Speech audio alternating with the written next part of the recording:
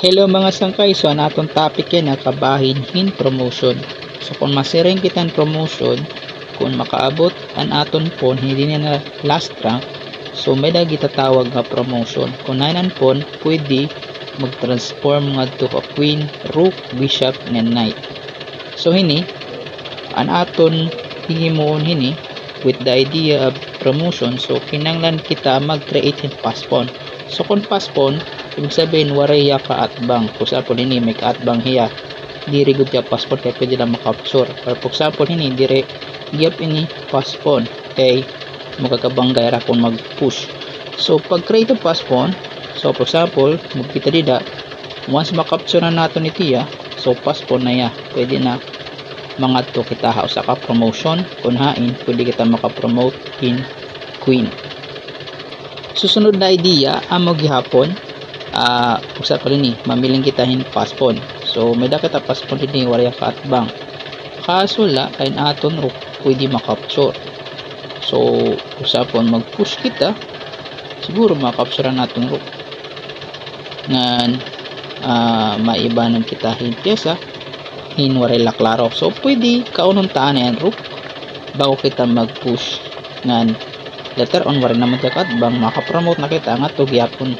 Pili lang kita queen, knight, rook, nga bishop. So amo ito nimo pwede pilion ha usa ka promotion. So another, for example kung makato kita usa ka promotion, dapat for example ini pass pawn niya, although ini dire po ta pass pawn kay man king, pero consider kita pass pawn kay dire man pawn anya ka atbang. So dinhi although maka-promote kita, pero kung i-promote ito sayang laliwat kay pwede lang makapture. So amtang tang babantayan kung safe bakit ta maka-promote, dire ba dahil basta makakaon. So dinhi pwede kita na ito mirahin pawn bago kita mga to sa ka-promotion, ita check usapo. So ito dida safe na yung makaland nga dito dida na c8 square. So pwede ta na i-push para sa ka-promotion, example queen. So ito an idea and promotion. For example once an aton pawn for example makaabot nga the last rank, na safe hiya diri maka-capture. So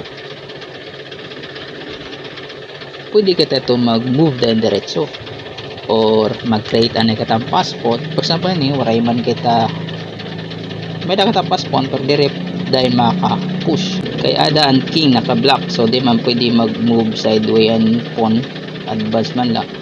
So another idea may naka-pass pawn is pwede ito nimo magamit ano sa ka-golden chess kung nain ang pagmati ang kontra. So ini pwede tayo magamit nga instrument para sa ka-checkmating idea. For example queen, sacrifice kitang queen, total pwede man kita mag-promote balik na to queen. Kung natin queen supportado ang rook, so may that checkmate. So naton queen is supportado natin rook, so mati hiya. So amo lang mga sangkay da, mga salamat.